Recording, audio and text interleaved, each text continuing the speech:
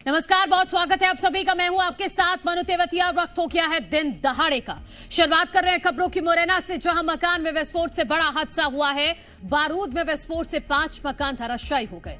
मकान गिरने से 3 लोगों की मौत हो गई है, 5 लोग घायल बताए जा रहे हैं। गंभीर रूप से 4 लोग ग्वालियर रेफर किए गए हैं जो घायल हैं। मौके पर राहत बचाव का काम भी चल रहा है। तो मुरैना से ये बड़ी खबर अपने दर्शकों को बता रहे हैं, जहां मकान में विस्फोट से बड़ा हादसा हुआ है और ये अलग अलग तस्वीरें हम आपको दिखा रहे हैं, जिसमें मुरैना से ही खबर है। ये आप पहली जो 2 तस्वीरें आप देख रहे हैं ये मुरैना से हैं और श्योपुर और ग्वालियर से भी अलग अलग खबरें आई हैं। तो चंबल में किस तरह का दंगल है ये अलग अलग तस्वीरों के जरिए आप समझ सकते हैं। मुरैना में विस्फोट हुआ है, जहां पर विस्फोट से 5 मकान धराशायी हो गए। दूसरी खबर भी मुरैना से ही है, जहां बस में तोड़फोड़ का मामला सामने आया है। श्योपुर से मामला सामने आया है, जहां एक जंगल में एक बस पर अटैक कर दिया गया। ग्वालियर से भी यह तस्वीर सामने आई है, जहां पर कारोबारी से लूट की गई है।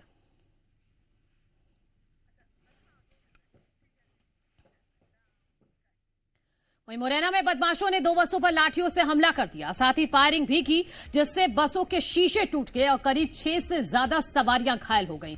सभी घायलों को इलाज के लिए भेजा गया है। बताया जा रहा है कि बसें दिल्ली से रैली में लौट रही थी, तभी मुरैना के पास 50 से ज्यादा बदमाशों ने हमला कर दिया और वारदात के बाद वहां से फरार हो गए।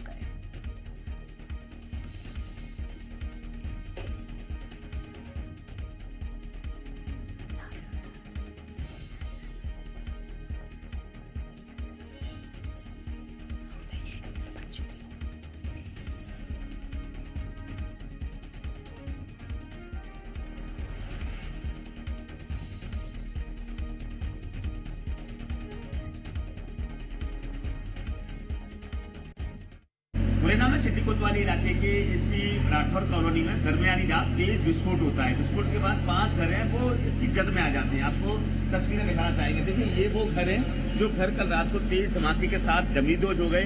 5 घर हैं इसकी जद में आती हैं। लगातार 10 घंटे से अधिक का समय हो गया। राहत और बचाव कार्य लगातार यहाँ SDRF पुलिस और प्रशासन की टीमें कर रही हैं। 2 डेड बॉडीज कल देर रात यहाँ से निकाली गई। 5 लोग थे जो गंभीर घायल थे, जिन्हें मुरैना से ग्वालियर रेफर किया गया। 2 माँ बेटी होने की संभावना इसके अंदर बताई गई है।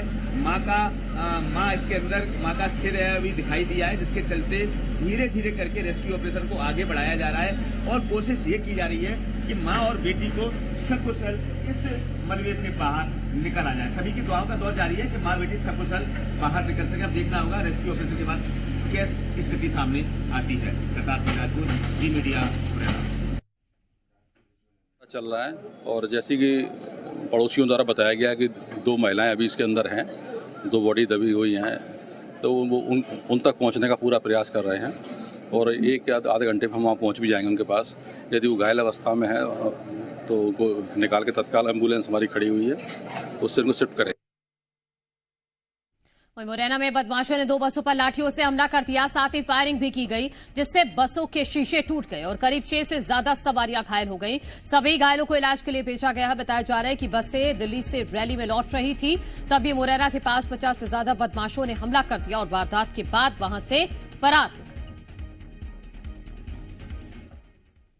गए। साहब, एक गाड़ी के मेरे कांच फोड़ दिए गए हैं। हाँ। जो मेरी क्या नंबर है उसका 58। हाँ। दूसरी गाड़ी मेरी आपके सामने पूरी खड़ी। तो क्या गोलियां भी चलाई यहाँ पे?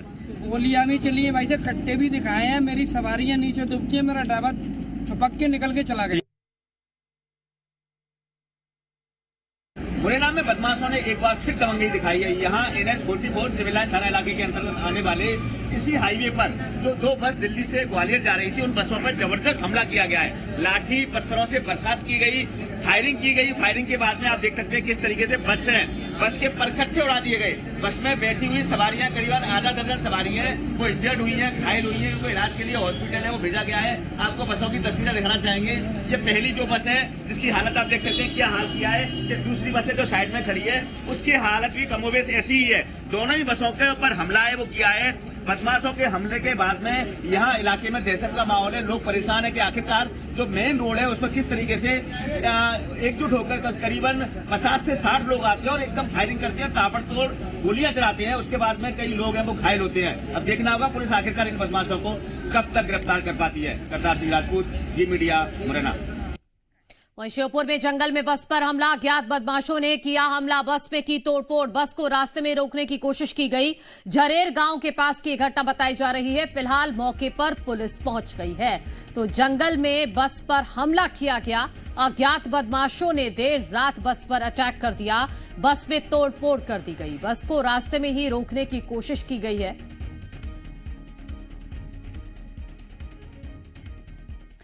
वहीं ग्वालियर के सिटी सेंटर इलाके में बाइक सवार बदमाशों ने पीएचई के ठेकेदार से दिन दहाड़े 5 लाख रुपए की लूट को अंजाम दिया। वारदात से इलाके में हड़कंप मच गया।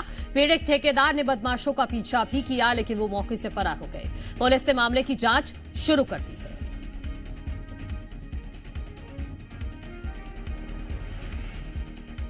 तो बेखौफ बदमाशों ने इस लूट की वारदात को अंजाम दिया है। कुछ नहीं, बैंक से पैसे निकाले हमने। बेने आनंद नाम में मेरा। क्या हुआ था? बैंक से पैसे निकाल के लाए हम लोग। अभी कल हमें रजिस्ट्री करानी थी कोई, तो पैसे निकाल के लाए। जहाँ वहां से लेके हम गाड़ी तक आए, तो गाड़ी से पहले उन्होंने बैग छीन के भागे हुए थे।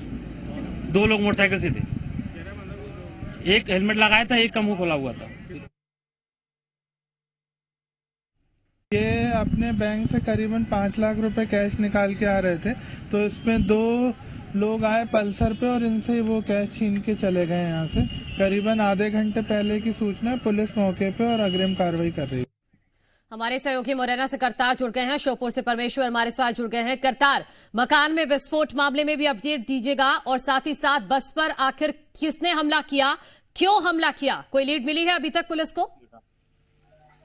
देखिए, बस पे हमले की बात की जाए तो वहां पे जो सवारियां दिल्ली से चढ़ी थी वो उन्हीं से वहां झगड़ा हुआ। उसके बाद में उन्होंने मुरैना में बदमाशों को बुलाया और वहां हमला बोल दिया। हमला इतना जबरदस्त था कि उसमें करीबन 50 लोग थे। खूब फायरिंग की, जमकर फायरिंग की, पथराव किया गया, तोड़फोड़ की गई। उसके बाद में वहां से बदमाश फरार हो जाते हैं। पुलिस ने हालांकि अभी तक कोई भी एफआईआर दर्ज नहीं किया। पुलिस का कहना है कि कोई भी जो घायल व्यक्ति है वो हमारे पास नहीं पहुंचा, इसलिए एफआईआर दर्ज नहीं हुई है, लेकिन जांच की जा रही है। जांच के बाद एफआईआर है वो दर्ज की जाएगी। जी और बिल्कुल, और क्योंकि मौके पर आप मौजूद हैं, जो विस्फोट हुआ है मकान में, तो आप उस पीछे की तस्वीरें दिखाइएगा और किस तरह से वहां रेस्क्यू किया जा रहा है वो भी बताइएगा। देखिए, यहाँ से जिस तरीके से कल देर रात विस्फोट होता है, विस्फोट में 2 मलबे से सब कल रात निकाले गए। एक डेड बॉडी जस्ट अभी 5 मिनट पहले निकाली गई है। कुल 3 बॉडीज निकाली गई हैं, तीनों ही महिलाएं हैं। 5 लोग इंजर्ड है। आपको तस्वीरें दिखाना चाहेंगे किस तरीके से यहाँ मलबा है। मलबे से जो रेस्क्यू है, राहत और बचाव कार्य 10-11 घंटे हो गए या 12 घंटे हो गए। 12 घंटे से लगातार जारी है। ठीक रात के 12 बजे विस्फोट होता है और दूसरे दिन के 12 बज रहे हैं। 12 घंटे में 3 डेड बॉडीज इस मलबे से निकली हैं। 3 शव इस मलबे ने उगले हैं और लगातार अभी भी रेस्क्यू ऑपरेशन जारी है, क्योंकि एक शव इस मलबे के अंदर अभी भी दबा हुआ है। मां का शव अभी निकाला गया, उसकी बेटी अभी भी इस मलबे के अंदर है। लगातार यहाँ पुलिस प्रशासन, डीआईजी, आईजी, एसपी, कलेक्टर, जितने भी आला अधिकारी मौके पर मौजूद हैं। क्योंकि इतना बड़ा हादसा होता है, हादसे के बाद जितने भी अधिकारी हिल जाते हैं, क्योंकि मुरैना में लगातार विस्फोट हो रहे हैं। विस्फोट के बाद एक विस्फोट होता है 19 अक्टूबर को, उसके 1 महीने बाद फिर दोबारा से विस्फोट होता है। तो निश्चित तौर पर बारूद के ढेर पे बैठा है मुरैना। जिस तरीके से अगर बात की जाए, पुलिस और प्रशासन ने अगर पहले इस बात की चिंता की होती तो आज दोबारा विस्फोट, इतना बड़ा हादसा नहीं होता और इतने लोगों की जान नहीं जाती। तस्वीरें आपको फिर से दिखाना चाहेंगे किस तरीके से भारी संख्या में यहाँ इलाके के लोग हैं वो मौजूद हैं, परिजन मौजूद हैं। परिजनों का रो रो कर बुरा हाल हो रहा है, क्योंकि उनके परिवारीजन, उनके जो साथ थे, वो कल रात को उन्हें खाना खाया, उन्हें नहीं पता था कि सुबह का सूरज वो नहीं देख पाएंगी। 4 महिलाओं की मौत है इस मलबे में दबने से हुई है। मलबे का ढेर, ये पूरी बिल्डिंग बन गई, 5 घर हैं पूरे एकदम से मलबे का ढेर में तब्दील हुए थे। और लगातार यहाँ रेस्क्यू ऑपरेशन है वो किया जा रहा है। एम्बुलेंस यहाँ रखी है, जैसे ही मलबे से कोई भी निकलता है तो उसको एम्बुलेंस के माध्यम से सीधा हॉस्पिटल ले आया जाता है। हालांकि जितने भी बॉडीज निकली हैं सभी और भी कोई दबा हुआ है क्या अभी भी करतार वहां पर?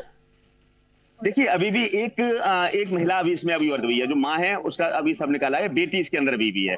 तो 4 लोग कुल इसके अंदर दबे थे। 3 डेड बॉडीज निकाली गई हैं, एक मलबे के अंदर अभी भी है, जिसके लिए रेस्क्यू ऑपरेशन फिर से चलाया जाएगा, क्योंकि मलबा इतना ज्यादा था। रेस्क्यू ऑपरेशन चलाने में काफी दिक्कतें आई। पहले जेसीबी से खोदा जाता है, फिर उसके बाद में अंदर से हाथों से उठाया जाता है, क्योंकि संभावना ये भी जताई जा रही है कि हो सकता है किस्मत अच्छी हो सभी की, सब लोग दुआओं का दौर भी जाए थे, हो सकता है वो जिंदा निकल आए, सही सुरक्षित बाहर निकल पाए। लेकिन 3 हैं वो जिंदगी की जंग हार गए। 3 महिलाएं वो इसमें दबने से उनकी दुखद मौत हुई है। जोरदार ब्लास्ट की वजह से 3 लोगों की जान अभी तक जा चुकी है। एक जो है अभी भी महिला इसमें दबी हुई है, उसके लिए रेस्क्यू ऑपरेशन लगातार किया जा रहा है। हमारे सहयोगी ग्राउंड जीरो पर करतार मौजूद है और लगातार तस्वीरें हम तक पहुंचा रहे हैं। फिलहाल आपका बने रहिएगा हमारे साथ। परमेश्वर, जंगल में बस पर हमला किसने किया, कोई लीड मिली है पुलिस को अभी तक?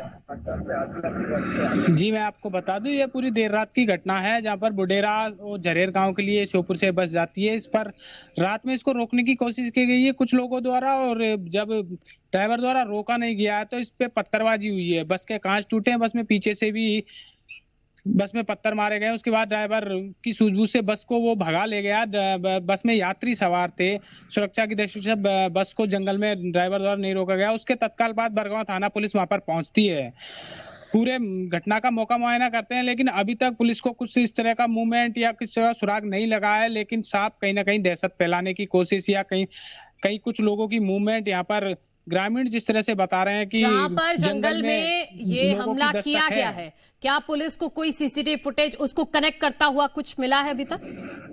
नहीं, इस तरह का जो जंगली क्षेत्र है वहां पर इस तरह की कोई उपकरण मौजूद नहीं है जिससे पुलिस को सहायता मिल सके, क्योंकि वो पूरा घना जंगल है। चंबल का जंगल जिसे कहा जाता है, उसी के अंतर्गत ये जंगल आता है। बरगांव थाना क्षेत्र की पूरी घटना करहाल बरगांव जो क्षेत्र है उसमें घना जंगल है और वहां पर ये घटना हुई है।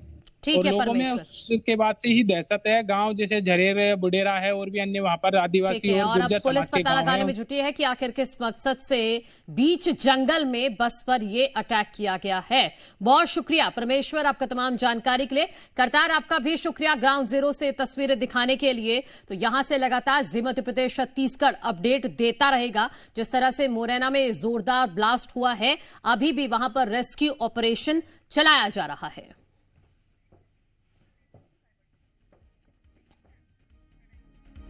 वहीं रायपुर में टीचर से लाखों की साइबर ठगी की गई है। लालच देकर टीचर से 17 लाख रुपए ठग लिए। गेमिंग ऐप में प्रॉफिट का लालच देकर ठगी की गई है। टास्क के जरिए लाखों कमाने का झांसा दिया गया। पीड़ित टीचर ने तेजवानी थाने में ये शिकायत दी है। तो रायपुर से मामला सामने आया है, जहां एक टीचर से 17 लाख रुपए की ठगी हो गई है। गेमिंग ऐप में प्रॉफिट का लालच देकर ये ठगी की गई है। टास्क के जरिए लाखों कमाने का झांसा दिया गया इस टीचर को, और जब ये उस गेम में फंस गया, तब जब 17 लाख की ठगी हो गई, तब जाकर टीचर को पता चला कि उसके साथ तो ये फ्रॉड हुआ है। तब तेजवानी थाने में शिकायत की गई है टीचर की तरफ से। तो राजधानी रायपुर में डिजिटल अरेस्ट के भी मामले बढ़ रहे हैं और साथ ही साथ साइबर फ्रॉड के मामले भी बढ़ रहे हैं। इसका जो मूल कारण है वो है लोगों में जागरूकता की कमी, और कभी कभी लोग लालच में आ जाते हैं और इसी वजह से वो ठगे जाते हैं। टीचर के साथ भी यही हुआ है कि टीचर यहां पैसे कमाने के लालच में आ गया, जिसकी वजह से 17 लाख रुपए की ठगी हो गई। हमारे सहयोगी राजेश निषाद ज्यादा जानकारी के साथ जुड़ गए हैं। राजेश, टीचर के साथ अगर ठगी हो तो ये थोड़ा हैरान करता है, क्योंकि टीचर वो व्यक्ति है जो पूरी तरह से जागरूक है, क्योंकि साइबर फ्रॉड, डिजिटल अरेस्ट उन लोगों के साथ ज्यादा हो रहा है जो जागरूक नहीं है और जो लालच में बढ़ जाते हैं। बिल्कुल निश्चित तौर पे देखिए, जितने भी मामले निकल के सामने आ रहे हैं उसमें ज़्यादातर मामले ऐसे हैं जो वेल एजुकेटेड पर्सन्स हैं। देखिए इस मामले में भी यदि हम बात करें तो देखिए वो शिक्षिका है, मिडिल स्कूल के बच्चों को वो पढ़ाने जाती है, और उसके साथ चूंकि वो खुद उसे इस तरह से लालच के झांसे में फंसाया गया है साइबर फ्रॉड के द्वारा कि शिक्षिका इस तरह फंसी कि 17,11,000 रुपए वो पूरी तरह से लुटा बैठी है। देखिए अलग पहले तो गेमिंग ऐप था, ये गेमिंग ऐप के माध्यम से पहले उनको शुरुआत में प्रॉफिट मिला। प्रॉफिट मिलने के बाद धीरे धीरे उसे टास्क दिया गया, और जैसे जैसे वो टास्क पूरा करते गई और उस टास्क के एवज में अलग अलग पैसे वो मांगे गए। बोले कि अगर ये पैसे अगर आपको मिलेंगे वापस लौटाने तो आपको इतना प्रतिशत पैसा जमा करना पड़ेगा, ये टास्क और पूरा करेंगे तो आपको इतना पैसा और मिलेगा। तो इस तरह से लालच दिया गया सबसे पहले उन्हें, और उसके बाद जैसे जैसे शिक्षिका वो पैसे डालते गए वैसे वैसे करीब 17,11,000 रुपए जब हुए तो उसके बाद इस शिक्षिका को अंदाजा हुआ कि ये साइबर फ्रॉड है और मैं ठगी की शिकार हो रही हूँ। उसके बाद फिर शिक्षिका शॉर्ट में आप बता दीजिएगा कि किस तरह से टीचर फंसी ताकि लोग थोड़ा सा अलर्ट हो जाएं। बिल्कुल, देखिए सबसे पहले उसके पास टेलीग्राम पे एक लिंक आया, उस लिंक पे जैसे ही वो क्लिक की, चूंकि उस पे लुभावने कई तरह की जो बातें हैं वो कही गई थी, और उस लिंक को जैसे ही क्लिक की उसके बाद वो एक व्हाट्सएप ग्रुप में जुड़ गई, जिसमें जो बताया ये जा रहा था कि उत्तर प्रदेश और अलग अलग इलाकों से जुड़े हुए वो लोग जो फ्रॉड थे वो अपने आप को ये कहते थे। लेकिन जैसे जैसे वो प्रोसेस आगे बढ़ते गया वैसे वैसे वो ठगी के मायाजाल में वो फंसते गई है। तो देखिए हम भी लगातार अपने दर्शकों से यही कहते हैं कि जहां लालच आता है तो उनसे कहीं ना कहीं दूर रहें, वो साइबर फ्रॉड हो सकते हैं। ठीक है राजेश, बहुत शुक्रिया आपका तमाम जानकारी के लिए। कोरबा में ऑक्सीजन की कमी के चलते एक प्रसूता और उसके जुड़वा बच्चों की मौत हो गई है। दरअसल आंगनबाड़ी कार्यकर्ता कांति राठिया ने अपने घर पर ही जुड़वा बच्चों को जन्म दिया था, जिसे प्रसव के बाद करतला के सामुदायिक स्वास्थ्य केंद्र में भर्ती कराया गया, जहां से उन्हें बेहतर इलाज के लिए जिला अस्पताल रेफर कर दिया गया। हालांकि इस दौरान एम्बुलेंस में महिला को ऑक्सीजन नहीं दिया गया, जिसकी वजह से तीनों की जान चली गई।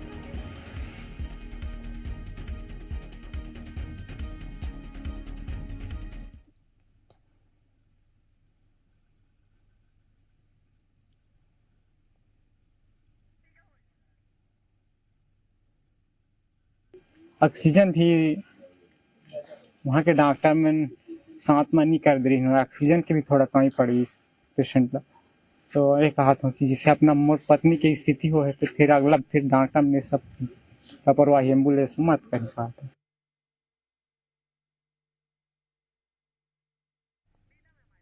हमारे सहयोगी नीलम पडवार कोरबा से ज्यादा जानकारी के साथ जुड़ गए हैं। नीलम, एम्बुलेंस का मतलब ही वो होता है मिनी अस्पताल, सारी सुविधाएं होनी चाहिए थी, फिर क्यों नहीं थी एम्बुलेंस में ऑक्सीजन कि 3 लोगों की जान चली गई? देखिए पूरा मामला कोरबा जिले के करताला थाना क्षेत्र का जोगीपाली गांव का है, जहां एक प्रसूता ने अपने घर में 2 जुड़वा बच्चे को जन्म दिया था। उसके बाद उसकी स्थिति खराब होने पर उसको करताला स्वास्थ्य केंद्र में भर्ती कराया गया था। वहां पे भी उसकी स्थिति खराब हुई तो जो इमरजेंसी सेवा के लिए जो 108 की सुविधा है, जिसमें चिकित्सीय सुविधा पूरी तरह से उपलब्ध है, जो उसको आपातकालीन सुविधा के लिए बनाया गया है ताकि जो दुर्घटनाग्रस्त लोग हैं उनको अस्पताल पहुंचाया जा सके, प्रसूताओं को अस्पताल पहुंचा सके। इसी गाड़ी में जो कांतिबाई राठिया जो प्रसूता जो जुड़वा बच्चे को जन्म दी उसको लेके जिला अस्पताल लाया जा रहा था, और वो रास्ते पर अच्छे से बात भी कर रही थी, लेकिन अचानक उसकी तबीयत न जाने किस तरह से खराब हुई कि हॉस्पिटल पहुंचने तक, जिला अस्पताल पहुंचने तक उसकी मौत हो चुकी थी, उसके बच्चों की मौत हो चुकी थी।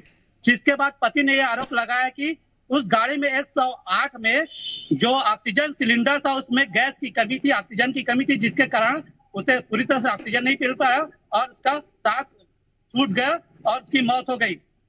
इस पर जो चिकित्सीय डॉक्टर है उन्होंने कहा है कि 108 में पूरी तरह से सुविधा थी। अब ये जांच का विषय है कि सिलेंडर में वाकई ठीक है नीलम, बहुत शुक्रिया फिलहाल आपका तमाम जानकारी के लिए। लेकिन ये सवाल बरकरार है कि आखिर इन 3 मौतों के लिए जिम्मेदार कौन है।